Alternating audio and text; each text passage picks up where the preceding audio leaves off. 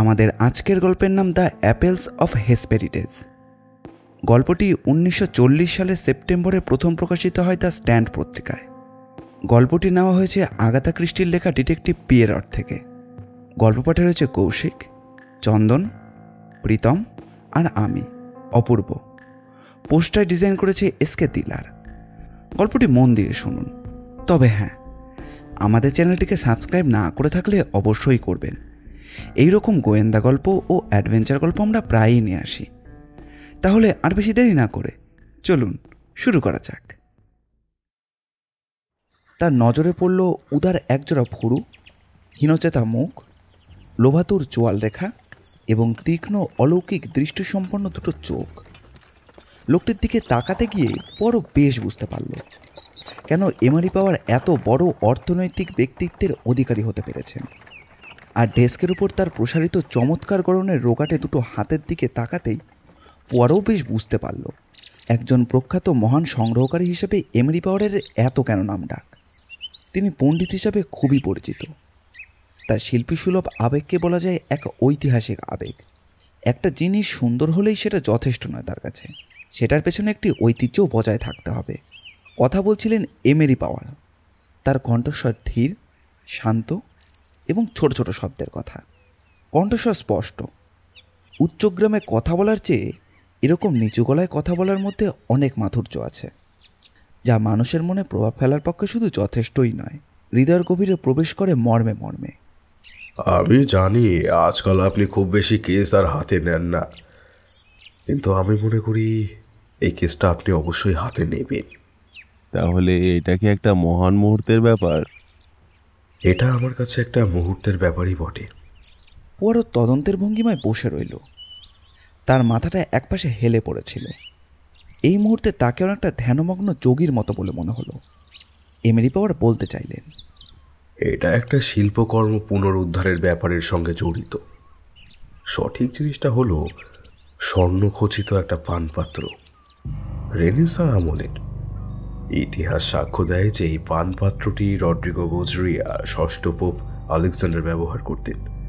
আরও জানা যায় মসিয়ে বড় যে এক এক সময় তিনি এই পানপাত্রে মদ্যপান করতে দিতেন তার প্রিয় অতিথিকে, আর সেই অতিথি কথিত আছে যে সাধারণত মারা যেতেন। বাহ, এই তো দেখছি একটা ইতিহাস প্রসিদ্ধ ঘটনা। হ্যাঁ, এই পানপাত্রটা সত্যিই ইতিহাস খ্যাত হয়ে গিয়েছে। জানেন মসিয়ে, এই পানপাত্রের সঙ্গে সেই কোন রেনেসাঁর আমল থেকেই একটা হিংস্রতা জড়িয়ে আছে। এই ঐতিহাসিক পানপাত্রটা বেশ কয়েকবার চুরিও গেছে, আর সেটা পুনরুদ্ধার করার জন্য খুন, জখম ও রক্তপাতও কম হয়নি। পানপাত্রে সুরার বদলে লাল রক্তে ভরে উঠেছে সময় সময়। এ যেন কোনো রক্তাক্ত ইতিহাস। রক্তাক্ষরে লেখা আছে সেই ইতিহাসের প্রতিটা পাতায় পাতায়। এটা কি সহজাত বৈশিষ্ট্যের জন্য, নাকি অন্য কোনো কারণও আছে এর পিছনে? এই সহজাতের বৈশিষ্ট্যের মূল অবশ্যই বিবেচিত হওয়া উচিত, এবং কারিগরি দক্ষতা অতি চমৎকার। পানপাত্রের গায়ে নকশা হলো এইরকম একটি গাছ, সঙ্গে জড়িত এক রত্নখচিত সাপ। গাছের ঝুলন্ত আপেলগুলি চমৎকার, সব পান্না দিয়ে খচিত। পোয়ারোর মধ্যে আপাতত আগ্রহ জেগে উঠতে দেখা গেল এবং বিড়বিড় করে সে বলে উঠল, আপেল? আপেল গত্রে খচিত পান্নাগুলো চমৎকার, এমনকি ওই সাপের গায়ে খচিত চুন্নিগুলোও কিন্তু কম চমৎকার নয়। কিন্তু স্বীকার করতেই হবে এই ঐতিহাসিক পানপাত্রটির মূল্য অর্থ দিয়ে নির্ধারণ করা ঠিক হবে না, কারণ এর সঙ্গে জড়িত আছে ইতিহাসের অনেক সম্পর্ক, যা টাকা দিয়ে কেনা যায় না। সময়ই তার মূল্য ঠিক করে দেয়। 1929 সালে মার্জিস ডি সান ভেরাটিনো এটির বিক্রির ব্যবস্থাও করেন। উপস্থিত সংগ্রহকার এক এক করে ডাক দিতে থাকে। শেষ ডাক দেওয়ার সুযোগ আসে আমার কাছে, আর শেষ পর্যন্ত সেই সময়ের বিনয় মূল্য বাবদ 30,000 পাউন্ড দিয়ে আমি সেই ঐতিহাসিক পাত্রটির অধিকারী হয়ে যাই। অবশ্যই টাকার অঙ্কটা রাজোচিতই বটে। মার্সিস ডি সান ভেরান্ট্রিনো সত্যি ভাগ্যবান ব্যক্তি। আমি যখন কোনো জিনিস চাইব বলে মনে করি, মসিয়ে পোয়ারো জানেন তো, তার জন্য আমি যে কোনো মূল্য দিতে প্রস্তুত। সন্দেহে আপনি সেই স্প্যানিশ প্রবাদটার কথা শুনেই থাকবেন নিশ্চয়ই, তুমি যা চাও নিয়ে যাও আর তার জন্য মূল্য দাও, ঈশ্বর বলেছেন। মুহূর্তের জন্য বিত্তবান এমেরি পাওয়ার ভ্রুকুটি করলেন। দ্রুত একটা হালকা ক্রোধের ছায়া পড়তে দেখা গেল তার চোখে। শীতল কণ্ঠে তিনি বললেন, মসে বড়, মনে হচ্ছে আপনি দার্শনিকের মতোই কথা বলছেন। দেখুন মসিয়ে, আমি অকপটে স্বীকার করছি, আমি পর্যালোচনার বয়সেই পৌঁছেছি, আর এই বয়সটাই তো দার্শনিকের। হ্যাঁ, নিঃসন্দেহে, কিন্তু তাই বলে এই নয় যে পর্যালোচনার মধ্যে দিয়ে আমার এমন প্রিয় পানপাত্রটি উদ্ধার করা যাবে না। আপনি কি এ কথাই বলতে চাইছেন? না না, সে কথা আপনি ভাবছেন কেন? বহু লোক ঠিকই একই ভুল করে থাকে। আমাকে ক্ষমা করবেন মসিয়ে পাওয়ার, আমার দাবি আমরা কিন্তু মূল বিষয় থেকে সরে এসেছি। আপনি একটু আগে বললেন আপনি ওই পানপত্রটা মার্সিস ডি সান ভ্যালেট্রিনোর কাছ থেকে কিনেছেন, এই তো? হ্যাঁ, ঠিক তাই। এখন আমি আপনাকে যা বলতে চাই তা হলো, আমার হেফাজতে আসার আগেই সেটা চুরি হয়ে গিয়েছে। কি করে ঘটলো সেটা? যেদিন নিলাম হয় সেদিন রাত্রেই মার্সিজের প্রাসাদ ভেঙে 8-10টা মূল্যবান জিনিস চুরি হয়ে যায়। এর মধ্যে আমার পানপাত্রটিও ছিল। আর এই ব্যাপারে পরবর্তী পদক্ষেপ কি নেওয়া হয়? অবশ্যই পুলিশ কেসটা হাতে নেয়। এই ডাকাতি যে এক কুখ্যাত আন্তর্জাতিক ডাকাত দলের কাজ সেটা চিহ্নিত করা গিয়েছে।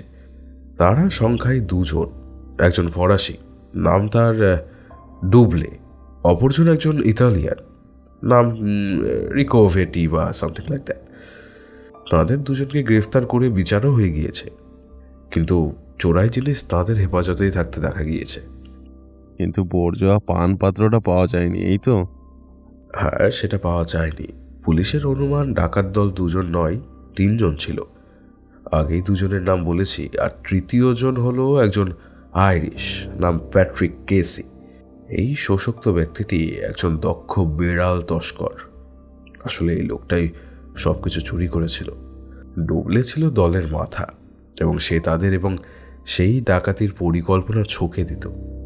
রিকোভেটি গাড়ি চালায় এবং ওই অঘোষিত চুক্তি অনুযায়ী সে নিচে অপেক্ষা করতে থাকে।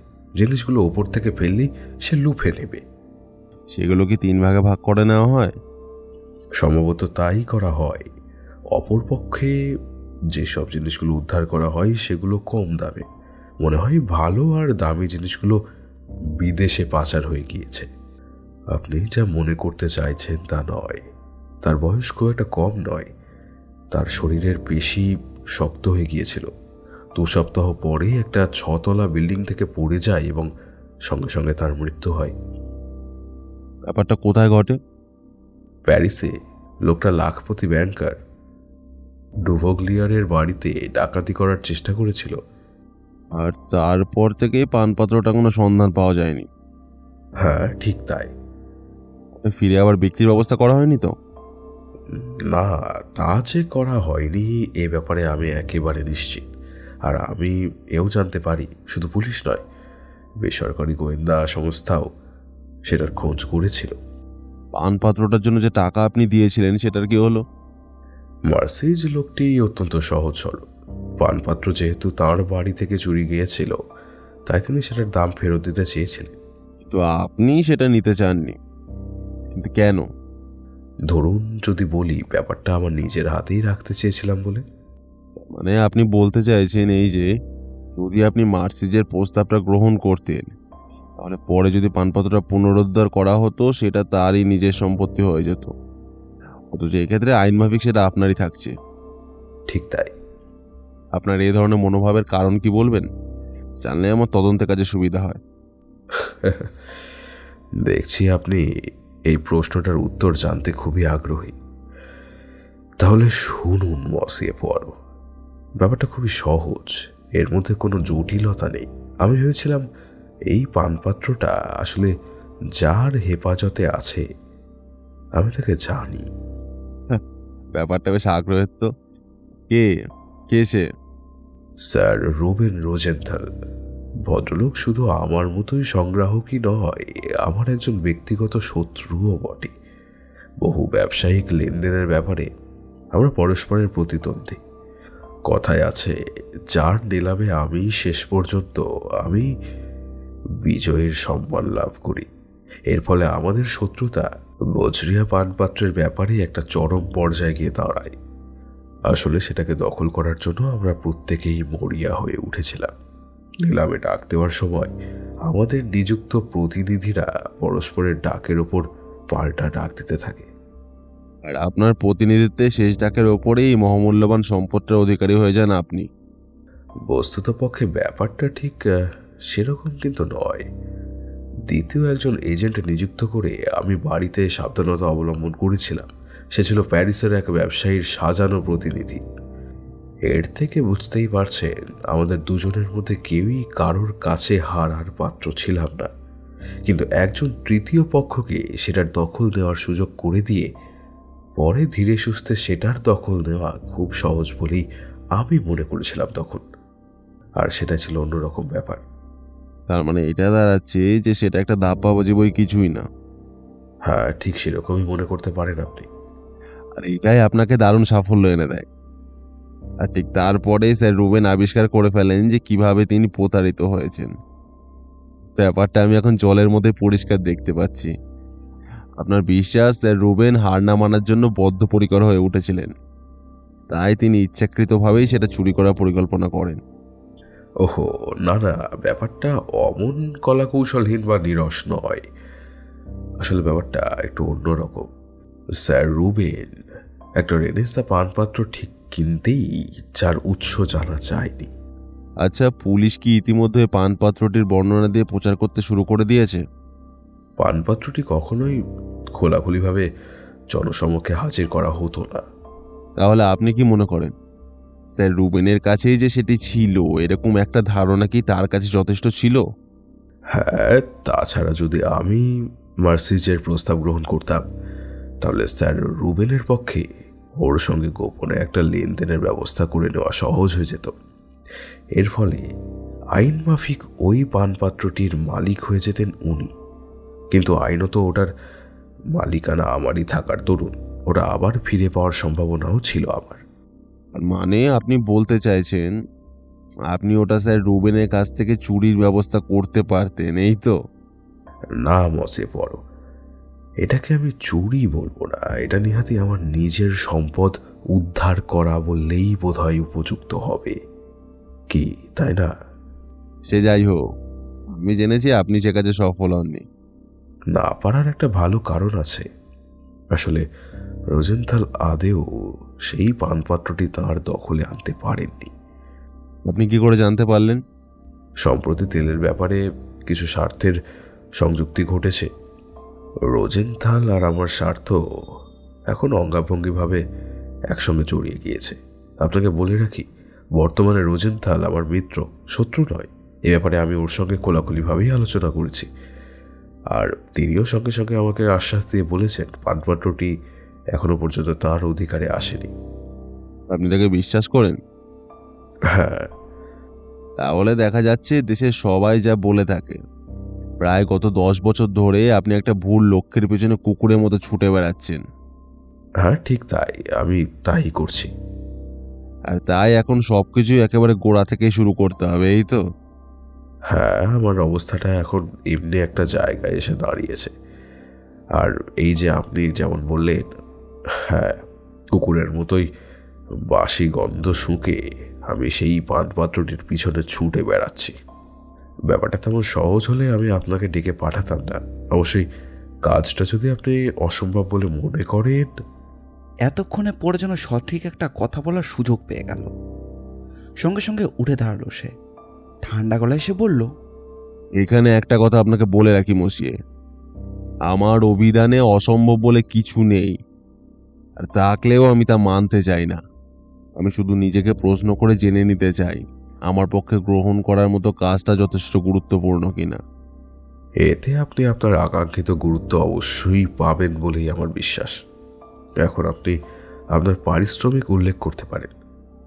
ছোটখাটো মানুষটি এবার বড় মাপের মানুষটির দিকে তাকালো। তারপর কি ভেবে সে যেন নরম গলায় বলল, তাহলে আপনি কি সত্যি সত্যি মূল্যবান শিল্পকর্ণের নিদর্শনটি ফিরে পেতে খুবই আগ্রহী? ওভাবেই ধরে নিতে পারেন। আপনার মতো আমিও হার মানতে রাজি নই একেবারে। হ্যাঁ, এভাবে বলতে চাইলে আমি বলবো বুঝেছি বই কি। সমস্ত ব্যাপারটা মনোযোগ সহকারে শোনার পর ইন্সপেক্টর ওয়াগন স্টিফকে বেশ আগ্রহিত বলে মনে হলো। ভেরাটিনো পানপাত্রের কথা বলছেন তো? হ্যাঁ, এ ব্যাপারে আমি এখন সব কিছুই মনে করতে পারি। এই এলাকায় সেই ঘটনা তদন্তের দায়িত্বে আমিই ছিলাম। আমি একটু একটু ইতালি ভাষা জানি। ব্যাপারটা নিয়ে আমি তদন্তের কাজে অনেক দূর পর্যন্ত এগিয়েছিলাম, কিন্তু কাজের কাজ কিছুই হয়নি। আজ পর্যন্ত পানপাত্রটি কোনো হদিশই মেলেনি। এই ব্যাপারে আপনার বিশ্লেষণ কি? আপনার কি মনে হয় ইতিমধ্যে সেটা হাত বদল হয়ে গেছে? এতে আমার যথেষ্ট সন্দেহ আছে। সেটা ফিরে পাওয়ার সম্ভাবনা খুবই কম। না, আমার বিশ্লেষণ খুবই সহজ সরল। জিনিসটা মনে হয় কোথায় লুকিয়ে ফেলা হয়েছে, আর এ ব্যাপারটা মাত্র একজন লোকই জানতো, কিন্তু সেও মৃত এখন। আপনি কি কেসির কথা বলছেন? হ্যাঁ, সেটা ইতালির কোথাও নিয়ে গিয়ে লুকিয়ে রাখতে পারে, কিংবা দেশে বাইরে অন্য কোথাও সে পাচার করার কাজে সফল হতে পারে। তবে আমার যতদূর মনে হয় যেখানেই সে লুকিয়ে রাখুক না কেন, সেটা যে এখনো সেখানেই রয়েছে তাতে আমার কোনো সন্দেহ নেই। এটা একটা রোমান্টিক তত্ত্ব বলা যায়, প্লাস্টারের ছাঁচে মুক্ত লুকিয়ে রাখার মতো। কি যেন গল্পটা, নেপোলিয়ানের আবক্ষ মূর্তি, তাই না? কিন্তু এই কেসের ব্যাপারে কোনো অলংকার জড়িত নয়। সেটা একটা বিরাট শক্ত সোনার পাত্র। সেটা যে সহজে কোথাও লুকিয়ে রাখার জিনিস নয় তা যে কেউ ভাবতেই পারে। ও, আমার সেটা জানা নেই। আমার ধারণা ওটা করা সম্ভব। ঘরের মেঝের নিচে ওই রকম কোনো একটা জায়গায় হবে আর কি। কেসির নিজস্ব কোনো বাড়ি আছে? হ্যাঁ, লিভারপুলে। তবে আমরা নিশ্চিত তার ঘরের মেঝের নিচে সেটা লুকানো ছিল না। তার পরিবারের খবর কি? তার স্ত্রী রীতিমতো ভালো ছিল, তবে যক্ষা রোগে আক্রান্ত ছিল। স্বামীর অসৎ জীবনধারার ব্যাপারে মেয়েটি সবসময় চিন্তায় থাকত। ধর্মপ্রাণা ছিল সে, কট্টর ক্যাথলিক। কিন্তু কোনো অসৎ স্বামীকে ত্যাগ করার ব্যাপারে মনস্থির করে উঠতে পারেনি সে তখনও পর্যন্ত। কয়েক বছর আগে সে মারা যায়। তার মেয়ে তার পথে অনুসরণ করে সেও একজন নান হয়ে যায়। তবে তার ছেলেটি একেবারে অন্যরকম, অর্থাৎ বাপের পদাঙ্ক অনুসরণ করেছিল। তার ব্যাপারে শেষ যা খবর শুনেছি, এখন তার সময় কাটছে আমেরিকায়। কেসির ছেলে হয়তো সেটা লুকিয়ে রাখার জায়গার সন্ধান জানে। সে যে জানতো আমার বিশ্বাস হয় না। সেরকম কিছু হলে এতদিনে নিশ্চয়ই সেটা কোনো চোরাই মাল সংরক্ষণকারী হাতে এসে যেত। এমনও তো হতে পারে পানপত্রটাকে গলিয়ে ফেলা হয়েছে। তা হতে পারে, খুবই সম্ভব। হ্যাঁ, আমি বলবো আপনার অনুমান একেবারে অমূলক নয়, কিন্তু আমি জানি না তাতে কেউ লাভবান হতে পারে কিনা। কারণ সংগ্রাহকদের কাছে এর আসল দাম পানপাত্রটি, গলানো সোনা নয়। আপনি শুনলে আশ্চর্য হয়ে যাবেন। এইসব সংগ্রাহকদের মধ্যে অনেক বিচিত্র ঘটনা ঘটে যায় এক এক সময়। আমার মনে হয় কি জানেন, এইসব সংগ্রাহকদের আদৌ কোনো নীতির বালাই নেই। তাহলে একটা উদাহরণ হিসেবে যদি বলি, এই ধরুন স্যার রুবেন রোজেনথাল আপনার বর্ণনা মতো এই ধরনের অদ্ভুত ব্যাপারে জড়িত ছিলেন। আপনি নিশ্চয়ই অবাক হবেন না। না, ওর সম্পর্কে আমি কোনো ব্যাপারে অবাক না হলেও একটা কথা আমি না বলে থাকতে পারছি না মশিয়ে। শৈল্পিক কাজ সংক্রান্ত ব্যাপারে ওকে খুব একটা সতর্ক বলে আমার মনে হয় না। ওই দলে অন্যদের সম্পর্কে আপনি কি জানেন বলুন? রিকোভেটি আর ডুবলে দুজনেরই করা সাজা হয়ে গেছে। আমার যতদূর মনে হয় ওদের সেই সাজার মেয়াদ প্রায় শেষ হয়ে এসেছে। এবার ওদের জেল থেকে ছাড়া পড়ার সময় হয়ে গেছে। ডুবলে একজন ফরাসি নাগরিক, তাই না?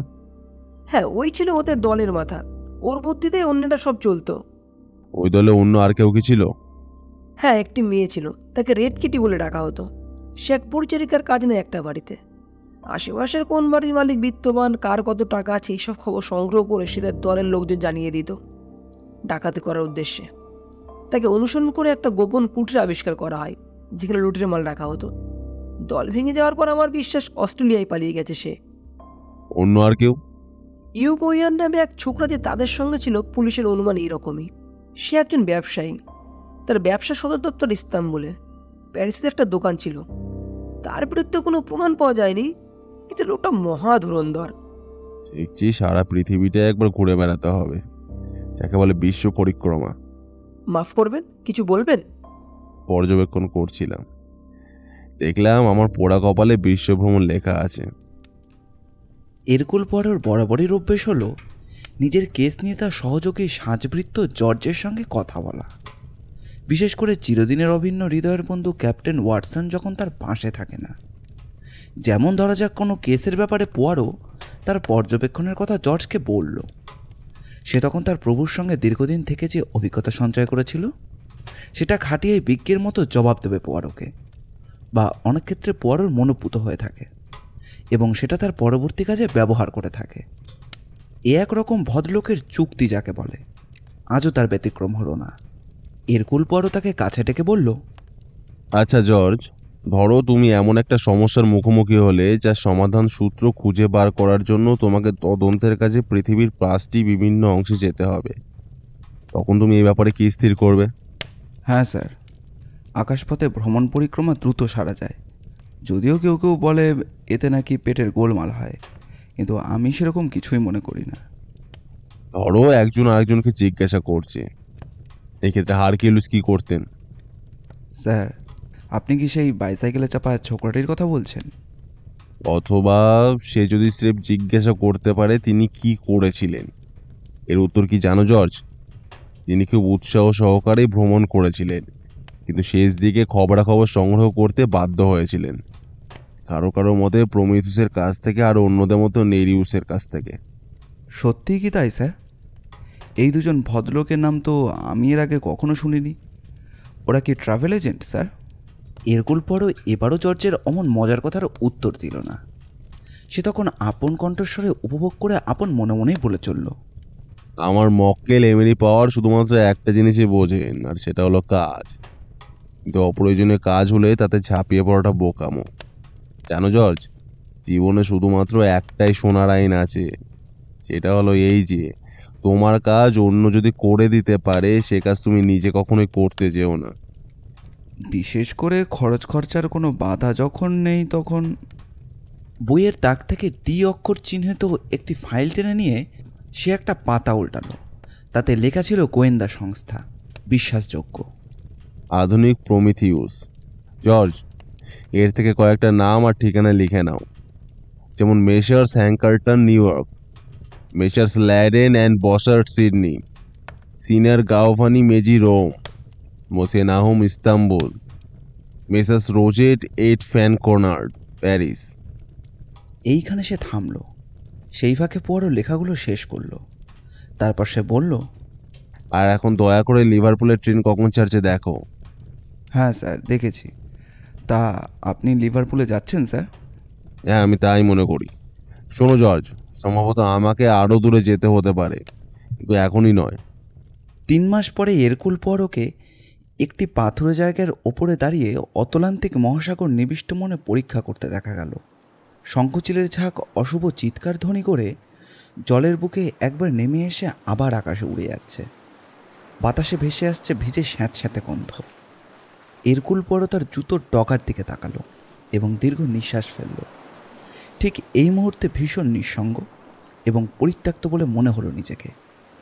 যে আদর্শ নিয়ে সে বাস করে এখানে তার প্রশংসা পাওয়া যাবে না। তার চোখের দৃষ্টি ওঠানামা করল নির্জন তীরের দিকে।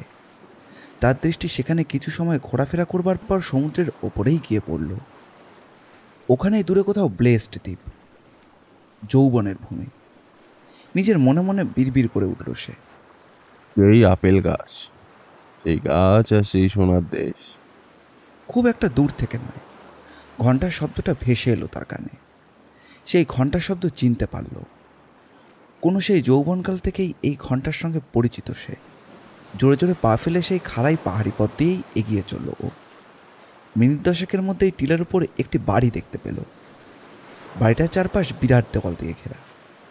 দেওয়ালের গায়ে পেরেক দিয়ে আটকানো একটি বিরাট কাঠের দরজা। আর সেই দরজার কাছেই এগিয়ে গেল পোয়ারো। তারপর নক করল। দরজায় প্রকাণ্ড একটা লোহার কড়া। তারপর সে সাবধানে মরচে ধরা লোহার শেকলে টান মারল, আর সেই সঙ্গে দরজার ওপর থেকে ঘণ্টার ধ্বনি শোনা গেল। দরজার ছোট প্যানেলটা সরে যেতেই একটি মুখ ভেসে উঠতে দেখা গেল। দরজার ফ্রেমে আটা সুন্দর একটা মুখ, ঠোঁটের উপরে পরিষ্কার গোফের রেখা, কিন্তু তার কণ্ঠস্বর একজন মহিলার। এই সেই কণ্ঠস্বর যা এরকুল পোয়ারো জানে সে এক ভয়ঙ্কর প্রকৃতির মহিলার কণ্ঠস্বর। পোয়ারো তার কাজের কথা বলে ফেলল অবশেষে। আমি এখানকার মঠাধ্যক্ষ মাদার সুপিরিয়রের সঙ্গে দেখা করতে চাই। ড্রাগন প্রথমে অনিচ্ছা করলেও অবশেষে রাজি হয়ে গেল।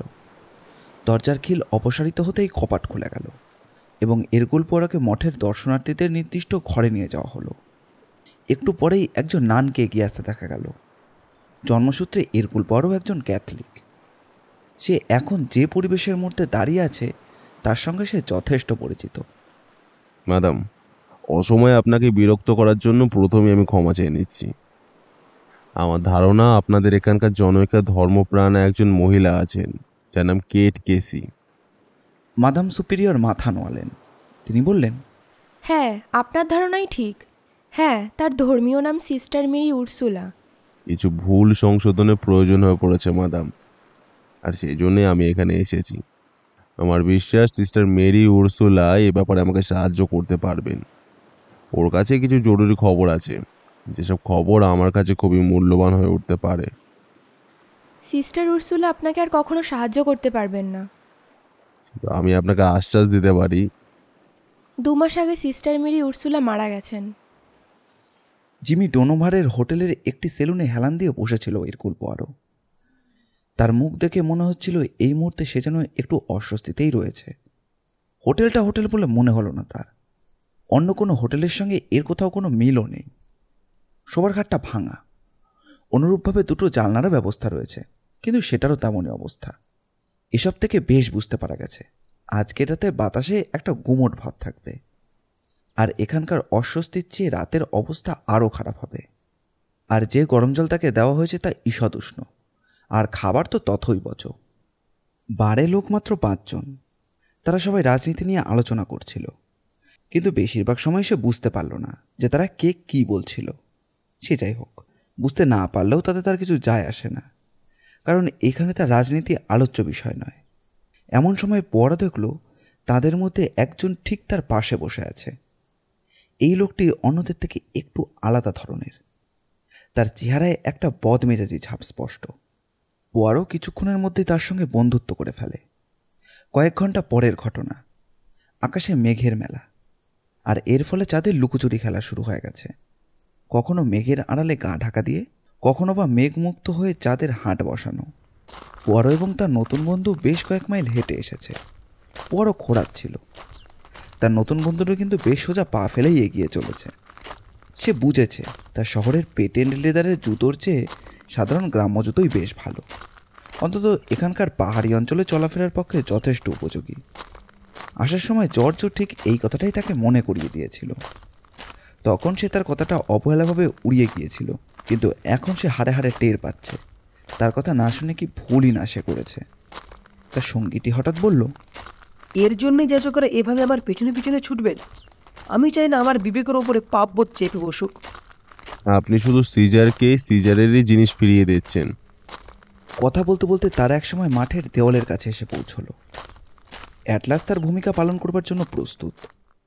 পোয়ারো সঙ্গীটির মুখ থেকে একটা গোঙানির আওয়াজ বেরিয়ে এলো। সে একেবারে নিচু গলায় জানালো যে সে সম্পূর্ণভাবে বিধ্বস্ত। পোয়ারো তার কর্তৃত্ব জাহির করতে করতে বলল, শান্ত হন। জেনে রাখুন, সারা পৃথিবীর ভার আপনাকে বহন করতে হবে না, শুধুমাত্র এরকুল পোয়ারোর ভার বহন করলেই চলবে।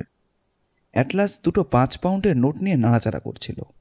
বেশ একটু আশা নিয়েই সে বলল, আজ রাতটা কাটার পর কাল সকাল হলে টাকাটা কিভাবে রোজগার করেছি সে কথা হয়তো আমার মনে থাকবে না আমার, কিন্তু আমার ভয় কাকে জানেন? ফাদার ওরিলি। উনি আমার পিছনে ধাওয়া পড়তে চাইবেন। বন্ধু, আমি বলছি আপনি সব ভুলে যান। আগামীকাল আপনার হাতের মুঠোয় পৃথিবীটা এসে যাবে।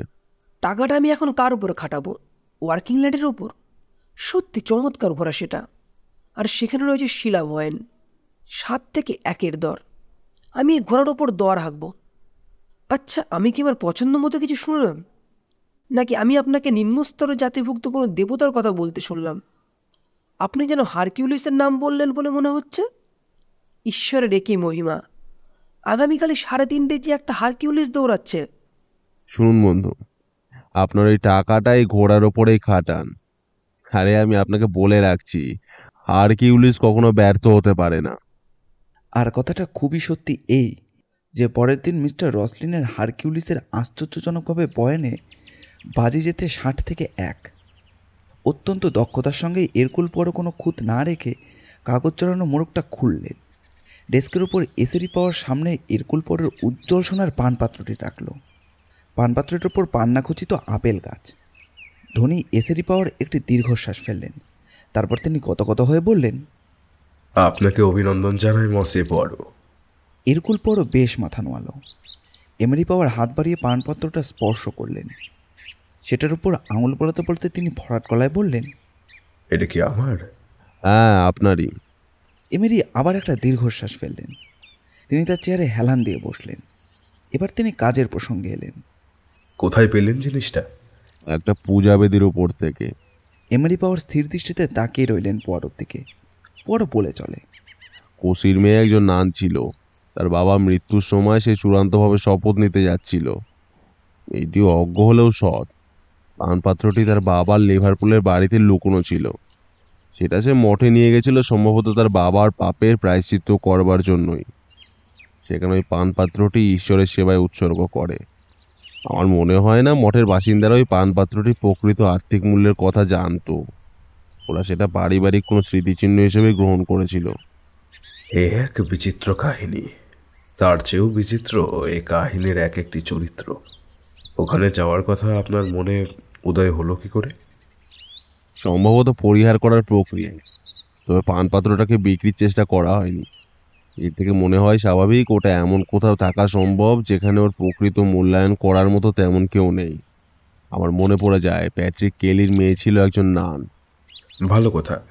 আগের মতো আবার আপনাকে অভিনন্দন জানাই। এবার আপনার পারিশ্রমিক কত বললেই আমি একটা চেক আপনাকে লিখে দেব। আমার কোনো পারিশ্রমিক নেই। আপনি কি বলতে চাইছেন? ছেলেবেলায় আপনি কখনো রূপকথার কাহিনী শুনেছেন? সেই কাহিনীতে রাজাকে বলতে শোনা গেছে, আমাকে বলো কি চাও তুমি। তাহলে আপনিও কিছু চান? হ্যাঁ, কিন্তু টাকা নয়, শুধুই সামান্য একটা অনুরোধ। বেশ, তো সেটা কি? আপনি কি বাজারের জন্য টিপস চান? এটা মোটেই আবার ফেরত পাঠিয়ে দিন। আপনি কি পাগল হয়ে গেছেন নাকি? না, আমি পাগল নই। দেখুন, আমি আপনাকে একটা জিনিস দেখাতে চাই। এই বলে পোয়ারো পানপাত্রটি নিজের হাতে তুলে নিল। তারপর সে তার নখ দিয়ে সাপের মুখটায় চাপ দিতে চাইল। এর ফলে পানপাত্রের ভেতরে হাতলের ফাঁপা অংশে একটি গর্তের সৃষ্টি হয়ে গেল। দেখুন, ভালো করে দেখুন। এইটাই বর্জ্য আর আসল পানপাত্র। ছোট গর্ত পথে পানীয়তে বিষ মেশানো হতো। মনে আছে মসিয়ে পাওয়ার? প্রথম দিনই আপনি আমাকে বলেছিলেন এই পানপাত্রের ইতিহাস অশুভ। এর দখলের মধ্যে এক হয়ে মিশে গেছে হিংসা, রক্তপাত এবং অশুভ কামনা। আমার ধারণা আপনার মধ্যেও নেমে আসবে সেই অকল্যাণের স্পর্শ। সেই সময় আগত হতে খুব বেশি দেরি নেই। এসবই কুসংস্কার। সম্ভবত, কিন্তু এই জিনিসটা দখল নেবার জন্য আপনি কেনই বা এত আগ্রহী বলুন তো? নিশ্চয়ই সৌন্দর্যের জন্য নয়, বা এর অত্যাধিক মূল্যের জন্য নয়। কারণ এর চেয়ে অনেক অনেক সুন্দর আর দুষ্প্রাপ্য জিনিস আপনার সংগ্রহশালায় আছে। তবে কি আপনার অহংকার বজায় রাখা এর কারণ? আমি দেখেছি আপনি হার মানতে কখনোই রাজি ছিলেন না, আর আপনি আপনার জিদ রেখেছেন, পরাজিত হননি। পানপত্রটি আপনারই দখলে এখন। এবার আসুন, জিনিসটা ঠিক কোথায় পেয়েছি আর কিভাবে বা পেয়েছি আপনাকে বুঝিয়ে দিচ্ছি। পশ্চিম সাগরের বুকে এক শান্তির উদ্যানে, বিস্মৃত যৌবনের এক স্বর্গে এবং চিরায়ত এক সৌন্দর্যমণ্ডিত দেশে। এরকুল বড় খুব সহজ ও সরল ভাষায় গ্রাম্য পরিবেশের বর্ণনা দিয়ে গেল। সব শুনে এমরি পাওয়ার চোখের উপর একটা হাত চাপা দিয়ে বসে রইলেন। কিছুক্ষণ এভাবে নীরবে থেকে এবার তিনি মুখ খুললেন। আয়ারল্যান্ডের পশ্চিম উপকূলে আমার জন্ম। ছেলেবেলাতেই সেই জায়গাটা ছেড়ে আমি আমেরিকায় চলে যাই। আমি শুনেছি। বিত্তবান এমরি পাওয়ার উঠে দাঁড়ালেন। তার চোখ দুটি আবার তীক্ষ্ণ হয়ে উঠল। ঠোঁটে একটা সূক্ষ্ম হাসির রেখা ফুটিয়ে তিনি বললেন, আপনি বড় অদ্ভুত মসে পোয়ারো। আপনার পথেই আমি চলবো। এই পানপাত্রটি নিয়ে যান আপনি। এটা আমার তরফ থেকে উপহার হিসেবে মঠে দিয়ে দেবেন। নিঃসন্দেহে এটি একটি অমূল্য উপহার, 30,000 পাউন্ড। কিন্তু এর বিনিময়ে আমি কী বা পাবো? মঠবাসীন সন্ন্যাসীরা আপনার আত্মার জন্য প্রার্থনা জানাবে। এর চেয়ে বড় প্রাপ্তি আপনার আর কি হতে পারে বলুন? তাহলে এটাকে আমি লগ্নি হিসেবেই ধরে নিতে পারি, কি বলেন? সম্ভবত এটাই আমার সেরা লগ্নি, যা আমি এর আগে কখনো করিনি।